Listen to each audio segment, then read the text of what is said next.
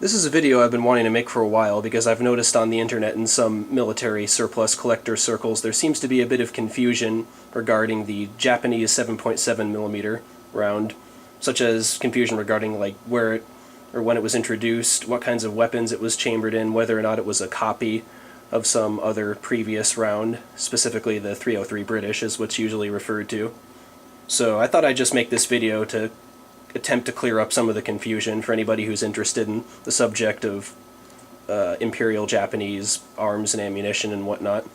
I don't claim to be an expert on this subject, but I have done a bit of reading on it, so I'm gonna try and give the facts as best as I know. So without further ado, a lot of people seem to think that the 7.7x58 Japanese round was first introduced in 1939 along with the Type 99 rifle.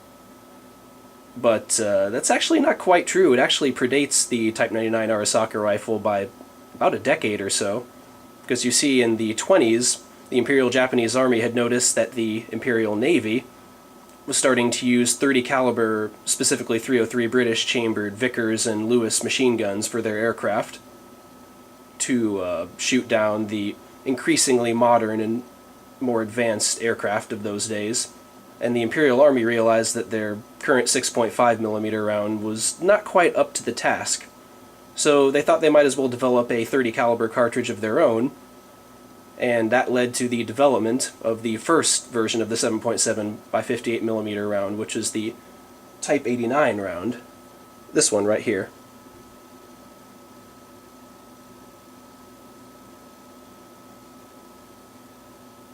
Now, this was introduced in 1929, and it was originally intended to be chambered in two different types of machine guns that were both called the Type 89 aircraft machine gun. First was a fixed forward-firing machine gun that I think was more or less a copy of the Vickers Maxim sort of design, and was belt-fed and all that. And the second was a flexible machine gun that was sort of a modified version of the Nambu Type 11 light machine gun, but of course chambered in this larger 7.7mm round, and it had this weird permanently attached drum magazine that was loaded with special stripper clips, of which I have an example, actually. It will not fit in the Arisaka rifle as I've tried it, so apparently these clips were specifically designed for this machine gun, which is odd, but that's how the Japanese did things. So the Japanese realized that this newer, bigger, more powerful round was also had a lot of potential for infantry weapons. So in the early 30s, they decided to upgun or upchamber the old Type 3 Hotchkiss-style Nambu machine gun with the metal feed trays to be chambered in this new .30 caliber, heavier, harder hitting cartridge, and that led to the development of the most common type of 7.7mm Japanese round you'll see on the collector's market today, and that's the Type 92 version. Oh yeah, I forgot to mention that the Type 89, oops, actually that looks a little better on the camera, so I'll just leave it like that. The Type 89 round, this has a Cooper nickel jacketed bullet, as you can probably see, and the bullet is actually only 162 grains in weight. It's lighter than you might expect for an aircraft machine gun bullet. For the Type 92 round, they increased the weight of the bullet quite a bit and give it a gilding metal jacket. And they increased the weight of the bullet to a pretty hefty 203 grains. It included an increased powder charge. This is a pretty hard-hitting round. Type 92 machine gun was definitely not something to be sneezed at, as I'm sure many American soldiers in the Pacific could attest to. And as the 30s dragged on, the Japanese realized that they could use this new, more powerful round in more than just the big tripod-mounted heavy machine guns. And so they decided to use it in some smaller, lighter machine guns as well.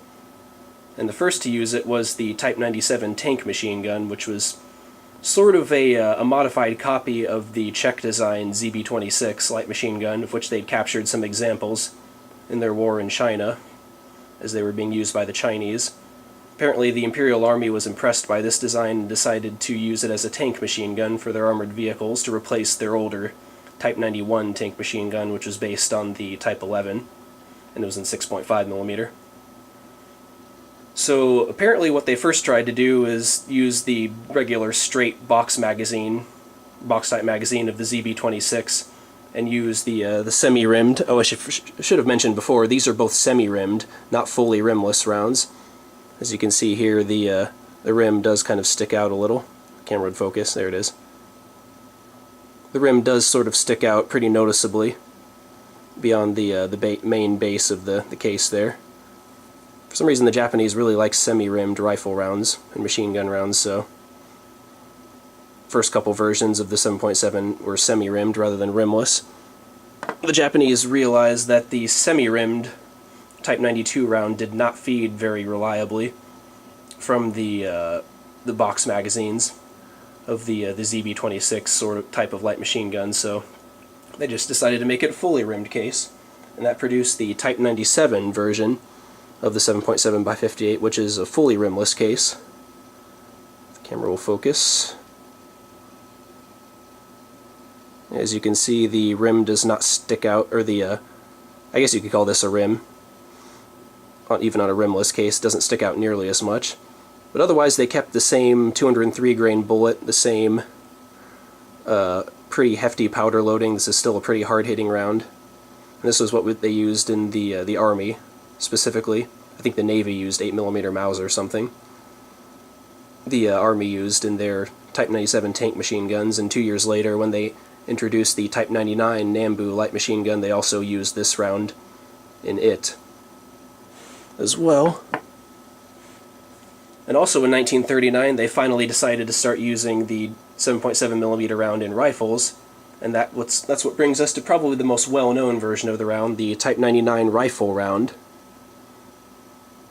which a lot of people seem to think was the only type of 7.7 Japanese round for the rifle, but actually this was the last version that was developed. Not only was it not the only one, it was actually the final major version of this round that was developed.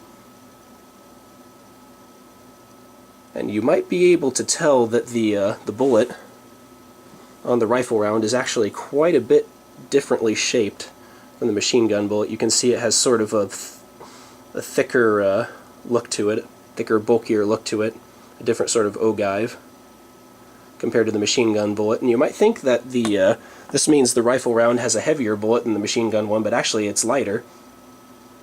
The rifle round's bullet only is like 183 grains or so. So despite its looks, it's actually a bit lighter.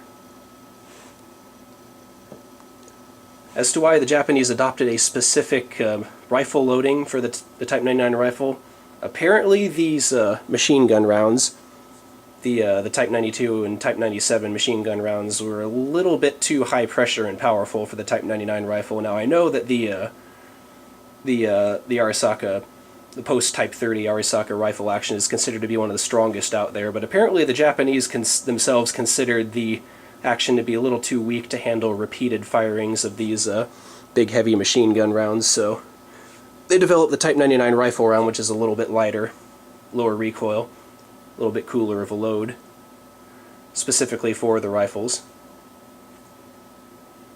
Now, one more thing I'd like to talk about before I close the video is that I've seen a lot of people say that the 7.7x58 Japanese is literally just a rimless version of the 303 British. I can see why they say that, but it's technically not really true. It's similar to the 303, especially ballistically, and it is the same 303 bullet diameter, but technically they're not really quite the same. The Japanese did develop the round on their own. They were probably inspired by the 303 British because, like I said previously, the Imperial Navy in the 20s was actually using 303 British in some of their aircraft machine guns. But the Imperial Army did develop a new round, more or less from the ground up, a new case for their own uses, and they didn't just completely copy the 303 British outright. Now, the Imperial Navy did actually produce their own copies of the 303 British, for which they just used the metric designation of the 303, 7.7x56 rimmed. That might be where some of the confusion comes from, is that people assume that because the Navy used the 303, actually did use the 303 British, they actually made copies of it. the Army's 7.7 by 58 must just be a rimless version of that, which technically isn't true. And actually have a Japanese-produced 303 round right here. I think this was produced at the Yokosuka Arsenal, if I'm not mistaken. Yokosuka Naval Arsenal. As you can see, it's significantly different looking from the 7.7 by 58 in terms of case shape and dimensions and all that. For one thing, it's a couple millimeters shorter, and in case length, the case shape is quite a bit different. So it's really not just, this really is not just a rimless version of the 303 British. It is technically a different round. I mean, I know this is pretty pedantic, but like I said, I was just making this video to try and clear up some confusion on the subject. So that's pretty much all I really wanted to talk about for the video. I got most of the information I used in it from the excellent Japanese Ammunition 1880 through 1945 Part 1 book by Ken Elks. Very good book. Hard to find. I consider myself pretty lucky to have been able to track the seller down that was actually selling this on the internet and grab a hold of a copy. If you're interested in Japanese arms and ammunition from this time period, I highly recommend this book. Full of lots of great details, lots of good pictures. It's just a great book if you're interested in the subject. And with all that said, I'll go ahead and close the video. It's probably getting too long already, so I guess I'll see you guys next time.